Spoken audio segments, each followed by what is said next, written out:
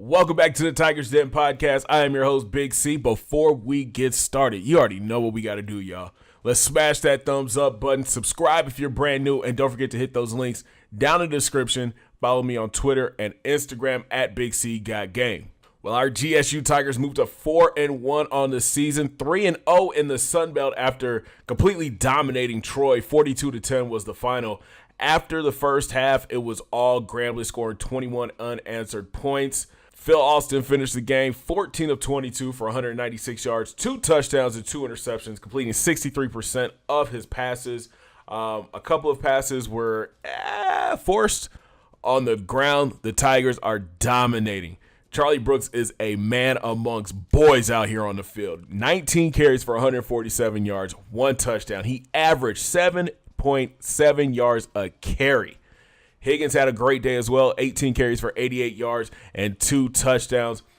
And Phil Alston chipped in with 10 carries for 43 yards and 1 rushing touchdown. I honestly believe that nobody in the country right now can stop our running game. Out wide, DJ Clark led the way for the Tigers, 5 catches for 104 yards and 1 touchdown. Higgins chipped in with 4 grabs for 31 yards, and Demetrius Gunn had 2 catches for 27 yards. Shout out to Jamaria Jackson. He had a touchdown. And Jones and Salmon both had a catch apiece. On defense, the G-men showed up and showed out. They allowed 10 points in the first half, and that was it. Josh Carey and Dearius Christmas led the way with 10 tackles. Smith had 7 tackles, and Lealon Clark had 4 tackles and a sack. Shout out to Anthony Mullins. He also had a sack, and then Brandon Varner had 2 sacks on the day. But play of the day has to go to William Higgins. So Troy decided to go for a fake punt on 4th down. They completed the pass, and watch this hit by the running back. Higgins came downfield like he was a safety, y'all. Probably the biggest play of the year. Digging deeper into the stats, GSU had 27 first downs and almost 480 total offensive yards. On 3rd down is where the Tigers defense showed up, holding Troy to 7 of 15. That's 46% 3rd down and 0 for 2 on 4th down. Inside the red zone, GSU clamped down. Troy went for 1 of 2, while the Tigers offense went 6 for 6. So our Tigers moved to 4-1, but still are unranked. Here's a look at your top 10 polls. Oklahoma moves into the number 1 spot, moving up 2 spots. Stanford is 2. Missouri moves up 2 spots to 3. Washington and Michigan round out your top 5.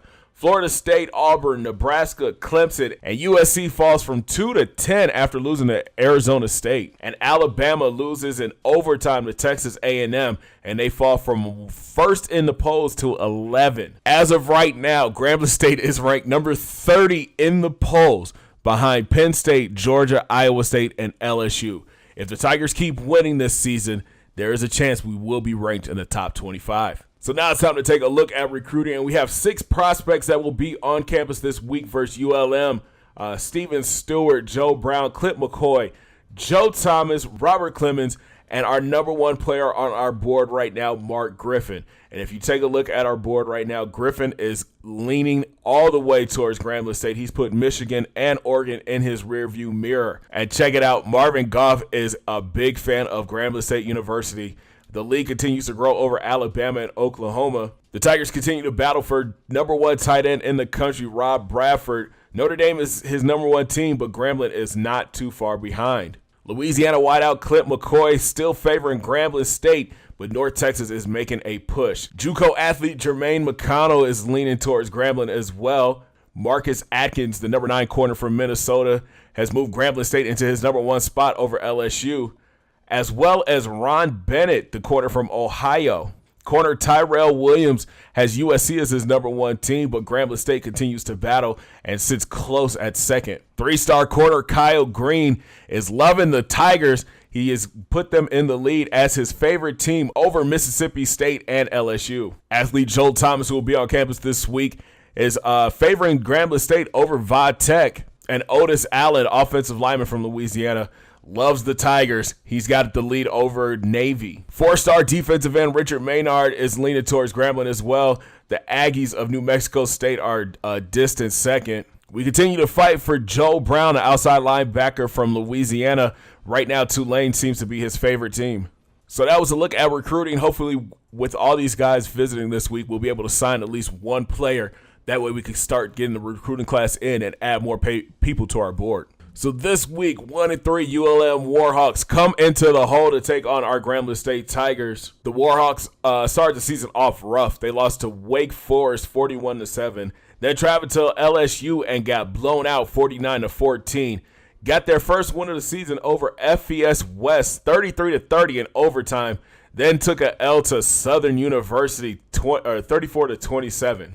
The Warhawks this year are led by Garrett Smith. He's a 6'1 senior quarterback who's a scrambler. He's thrown for 520 yards, 3 touchdowns, and 2 interceptions. On the ground, Ben Luckett is the running back. 97 carries for 498 yards and 5 touchdowns. But again, we're going to have to be on the lookout for Garrett Smith. 42 carries for 170 yards and 1 score. Look for the Tigers to play a lot of the same defense they played last week. The 4-4 and a lot of the dollar defense, having more speed on the field. Out wide, Peterson is the lead dog. He's got 19 grabs for 209 yards and 3 touchdowns as a tight end. The number one wide receiver is Marcus Green. He's 5'8", 192 pounds. He's got 11 catches for 169 yards. And Xavier Brown, another dangerous weapon, 6 foot, 195, 11 grabs for 118 yards and 1 touchdown. On defense, Cortez Cisco Jr. is the lead tackler with 29 tackles and 1 tackle for loss. David Griffith, a senior right outside linebacker, has 22 tackles and 3 tackles for loss with a sack. We have to make sure we block Donald Lewis Jr. The 6'3 defensive end has 2 sacks on the season. And we also have to keep an eye on Shaquille Warren. He has a sack on the season. And in the secondary, Colin Turner has the only interception. After taking a look at the ULM secondary, our passing game may be able to take full advantage of them. Between our top 4 wide receivers and their top 4 corners, I believe our matchup is better. And look for Austin to have a big day. That's going to do it for this week's podcast, guys. Thank you so much for watching. Make sure you smash that thumbs up button. Subscribe if you're brand new. Comments down below. Does ULM have a chance against Grambling? Or is it going to be another Grambling State blowout? Love to hear from you guys. Comments down below. While you're at it, make sure you hop in that description box. Follow your boy on Twitter and Instagram at BigCGotGame. And we'll talk this week from the hole as our Tigers return home to take on ULM. Thanks for watching, guys. Have a great day. 2 fingers in the air. Peace. And I'll talk to y'all soon.